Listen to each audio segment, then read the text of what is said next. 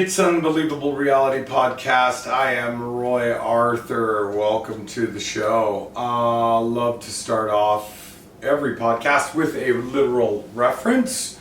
My literary reference today is I've discovered that the best thing you could do for your kids is to buy them every single banned book you can get your fucking hands on as soon as possible, and then take away any digital device, at least until they're like 14. Trap them in their rooms and force them to read. I now understand why the conservative right Christian movement is so desperate to ban books left and right. It's because those books make you fucking think. And they make you realize that this mythology that we currently live in that was so carefully crafted is complete and utter bullshit. From top to bottom, side to side, doesn't matter where you look, still there you arrive. Yeah, buy your kids banned books. Buy yourself banned books, for Christ's sakes. Take 30 minutes of your day and read a book, and guess what? Scientifically proven, your IQ will jump by 12 points. That might help a lot of people out there that are struggling to tie their fucking shoes. Hey, on the top of the list right now, I'm reading a book that came out in 2013 called An Indigenous People's History of the United States. You know, Howard Zinn's People's History of the United States is really a lot. That's the best way I can explain it. For probably 50% of this country, they will flatly deny every fact that's in there, even though it's all factual, because it's so much easier to believe in mythology. But this book, she actually credits Howard Zinn for the inspiration to write it. She's a professor. She was there in 1973 at the standoff at, oh my God, it eludes me. I'll remember in a minute. At the Sioux standoff in North Dakota with the FBI. She was there when the Native Americans took over Alcatraz. She was a lawyer in those cases. This woman is a PhD Indigenous American history. She's incredible. It's definitely slanted. I can't say that it's not. And honestly, you can't write a book about the first people. I don't know what the politically correct fucking term is nowadays. But let us just say the First Nations, because they were nations. They weren't tribes. That's a put down. That's a denigration of their sovereignty. And it's deliberate, by the way. The First Nations. You can't write about the demise of the First Nations brought on specifically by colonization without feeling really icky, is probably a good way to put it. And the weird thing that she draws, one of the conclusions she draws in this book to today's current times, is that the United States is a country that was based on war and capitalism, and nothing's changed. We are militant as fuck. We are not the nation of peace that we try to pretend we are. We are not the nation of equality. We are not the bring us your homeless, you're desperate, you're poor, you're hungry, you're starving. It's that bullshit. We love to import immigrants when we need them. Chinese to build railroads, Irish to farm, English, Welshmen in particular to build mines, Japanese, and then we love to kick them out. Mexicans to harvest food, etc. We love to import immigrants while we need them, and then we turn it around and flip the script, and a decade or two later, we got to get rid of them. They're the enemy that we invited to come and visit and stay and make us money and feed us, And then we want you to get out because there's too many of you now because you're not white. Period. That's the brutal truth of America. This is a Christian nationalist movement. It's not in the Constitution, but this Constitution was written on Calvinist, Puritan values and morals. And they're not really super good. And if you don't know what the Calvin movement was, the Calvinist movement in the 1600s, in the Protestant Reformation, you won't, most of you, because you won't have the moxie or the time to actually look it up, nor will you care. But you should, because that is the US of A. That is what we are based on. This country started by murdering and stealing. We've never stopped. Period. And if you don't think that the United States is an empire, guess again. Interesting fact came up while I was doing some research. Did you know that the US of A, the good old US of A, has 1,000 military bases scattered across the entire globe? Some big, some small. But 1,000. Why do we have 1,000 military bases scattered throughout the globe if we're not projecting imperial power? See, what happened was after World War II, when we established all these military bases as we fought the Germans across Europe, as we fought the Japanese across the Pacific, across Southeast Asia, we built base after base after base after base. During World War II, during Korea, during Vietnam, during Afghanistan, during Iraq. God, that's a lot of wars, isn't it?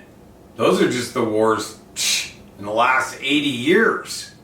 Goodness, it's a big number, don't you think? That was my Tucker Carlson impression.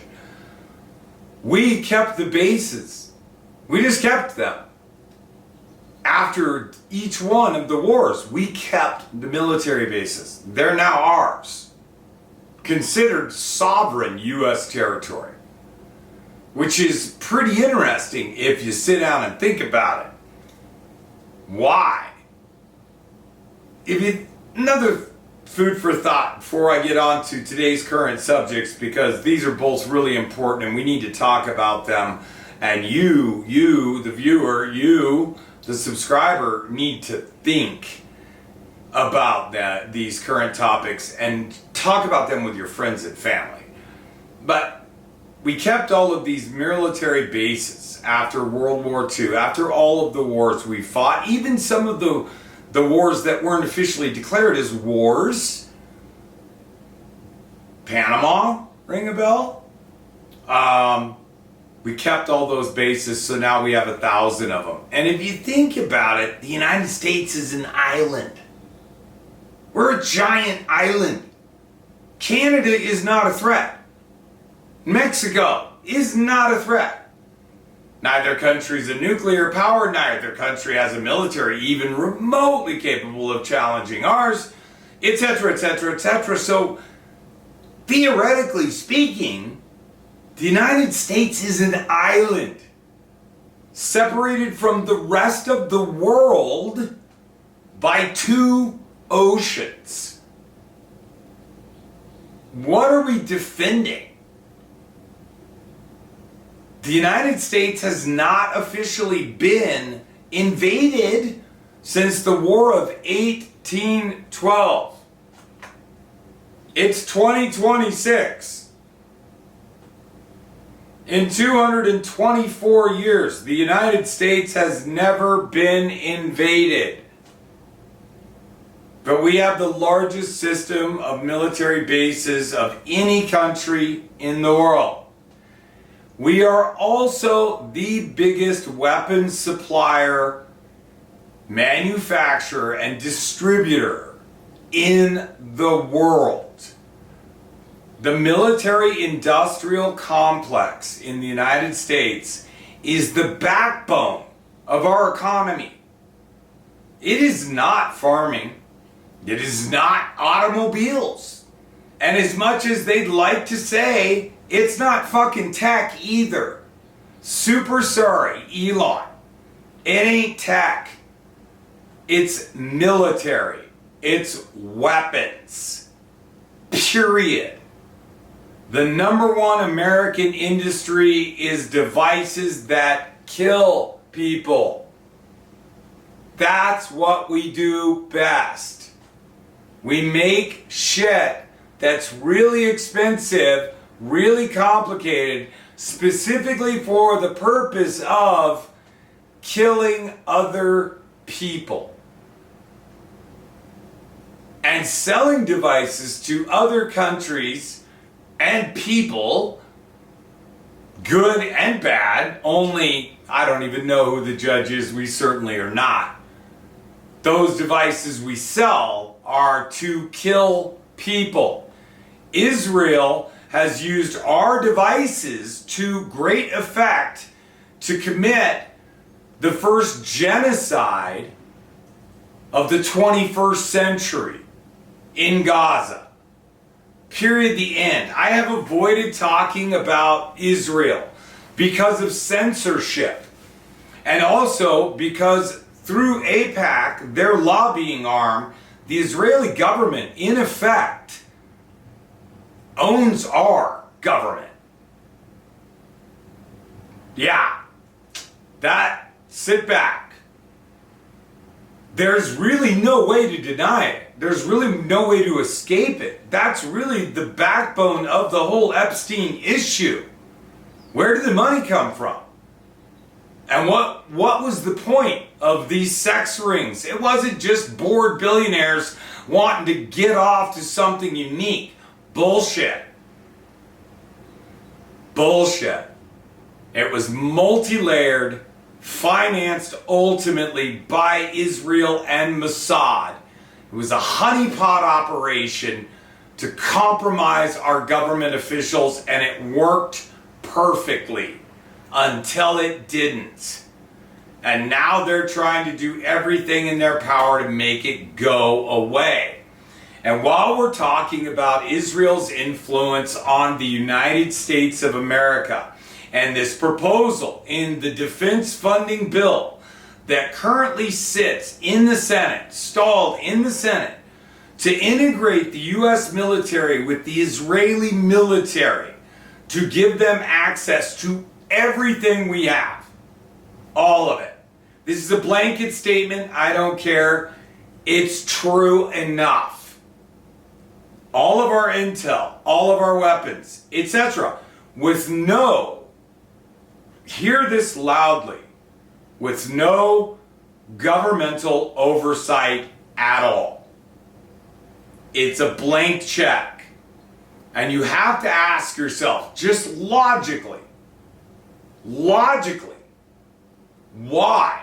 we would ever partner with a country of only 10 million people that offers us literally nothing.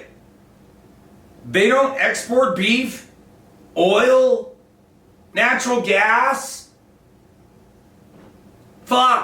diamonds, gold. No. We literally, other than surveillance technology, that's Israel's number one export. Surveillance technology. They're really good at it. They're the best in the world at it because they've had a lot of practice at it. There's a great book that I read called Rise and Kill First. It's the history of Mossad in Israel. I don't remember the author, but the name is hard to forget. Rise and Kill First. That has been Israel's position since inception in 1948. Get them before they can get us. Granted, in the beginning with cause. But in 2026, no. Now it's about domination. And it's about empire building, their empire. And somehow they control our government, which is willing to spend our money, and I hate using this term, our tax dollars. Fuck it. It's just money, our money, that we have to give our government so it functions. The government has decided to spend it on a country of 10 million to be our partner, and so far to murder 100,000 people in broad daylight, on camera, and they don't care. Because they know as long as the US has veto power in NATO and is the big bad boy on the block, what's anybody gonna do? Well, you see what anybody's gonna do. And now they've started on Lebanon. They weren't satisfied with Gaza. No. This is just step one in a long plan. And you know, one of the steps in that plan is getting rid of Iran. Which brings us to today's current topic that I wanted to talk about. One of three. Hopefully I'll have time to get to all of them. The Iranian undeclared war. We have not declared war on Iran. Technically, this war is illegal. There is no congressional approval, and the president is required by law to get congressional approval to wage a war. Not to react to an attack, 9/11, not to defend or launch an airstrike. That's different. Obama did it, throwing missiles off of drones in Afghanistan. I mean, fucking Bush did it in Iraq. Those were undeclared war actions, but they didn't need approval to do it. This is different. And this Iranian, what is turning into a nightmare, began February 28th. And it is still to this day unauthorized. And why it's a subject today, Pete Hegseth, which just looking at him makes me insane. A bigger joke to represent our military could not have been found. Pete Hegseth is a cartoon character, pretending to be a human, pretending to know the first fucking thing about running the most expensive military in the world. He just came before Congress and asked for another $68 billion in funding just for Iran. This is in addition to that bill that is currently pending in the Senate that would intertwine our military with the Israeli military. That bill is asking for $1.5 trillion for 1 year. 1 year. 1 year. $1.5 trillion.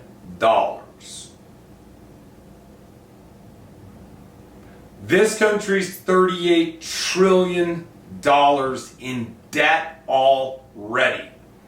The majority of that debt has come from wars and defense funding. What the United States government is currently spending 40% of their budget on is our military industrial complex, and they want more. And now they have a regime in power that is so greedy that is getting kickbacks from Trump all the way down to the guy sweeping the floors at the White House. Everybody's getting a kickback. And everybody's getting a kickback from Israel and from the military-industrial complex. So Hegseth goes in front of the Congress and asks them for another $68 billion for a war that they officially declared was over 10 days after it started. We've obliterated them, was the quote. Here we are at the end of July, Once again, the war started in February. And apparently the Iranians are not obliterated. Their military capabilities have not been completely degraded. They just sunk a couple of tankers in the Strait of Hormuz. And they have a stranglehold on it that we cannot break. And there's a logic behind all this coming now from the centrists, not the left, not the right, but the people in the middle, that, wait a minute, maybe they launched this illegal war on behalf of Israel, obviously, who plans to control the entire Middle East because they wanted another forever war.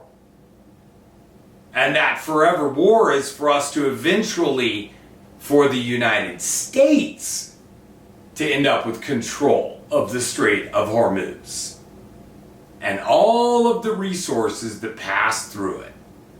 And then also to have control of the straits coming out of the Red Sea, the Madness something that I can't, Man El something that I cannot remember. But Standing Rock, by the way, back to the very beginning, the literary reference, it was Standing Rock. That's where the Lakota Sioux had the standoff with the FBI back in 1973. Sorry about that. Finally came to me. So Hegseth goes to Congress and asks for another $68 billion. Why does that matter to us? Defense spending was something that we were warned about right after World War II by the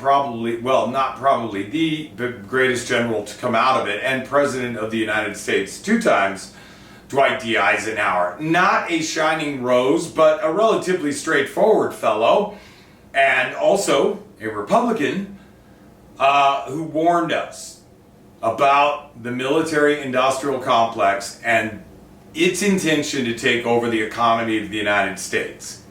In addition to which, he also warned us about the technoscience industry and what would happen if they got control.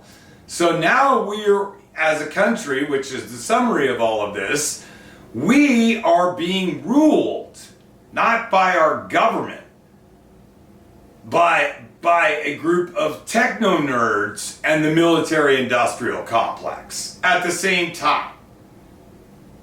Both things we were warned about 70 years ago have come true. That should alarm you. You know, I've done a bunch of posts, I've done several podcasts previously about what's becoming the United Surveillance State of America.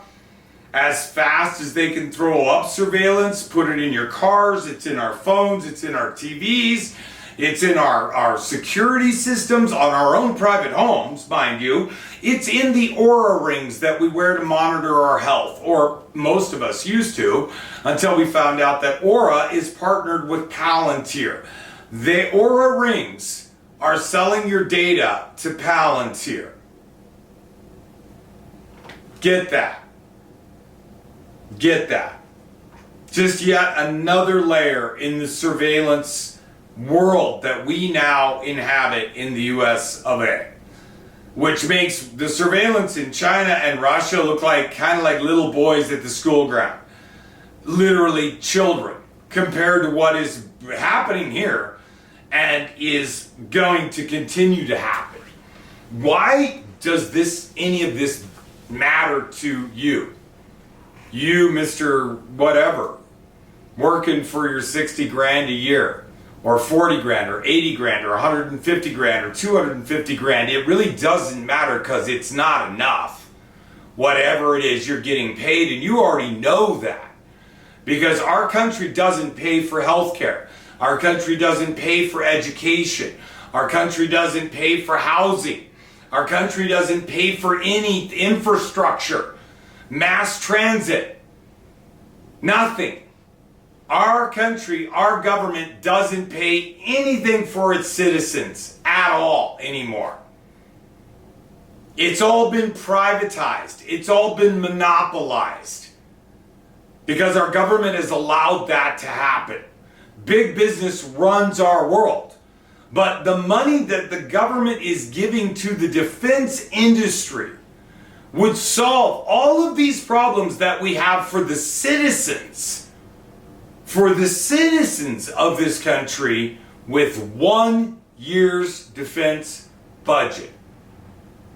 Universal health care, done. SNAP benefits, done. Medicare, Medicaid, done. Public transportation, new buses, new trains, new subways, done. New electrical grid system, done. Dealing with climate change, climate crisis, drought, got it. We can handle all of it with 1 year's military defense spending budget. Think about that. Really think about that. All of the money that is being invested right now in AI is not going to find new cancer cures. It's not going to find new medical devices to extend average people's lives, to improve our nutrition, to help us with a faltering, like I said, electrical system, grid system, energy problems, none of it. All of it is going to the military to build better weapons and to build a surveillance state here in the United States. And that brings me to my second point of this podcast and the summary. We just saw the most egregious IPO in the history of bull stock markets ever. And that was the IPO of SpaceX, a company that has last year lost $8 billion, on track this year to lose $17 billion. That somehow was valued at $2.7 trillion and sold to the American people without our consent because the NASDAQ changed the rules to allow them to do this IPO. And then also to allow them to be traded as an index fund within 2 weeks of the IPO. Never done before, never happened before. How did it happen? How did it happen? SpaceX gets most of its funding from the military and from the US government. That's how it happened. And who right now is behind the US government? That's right. Israel.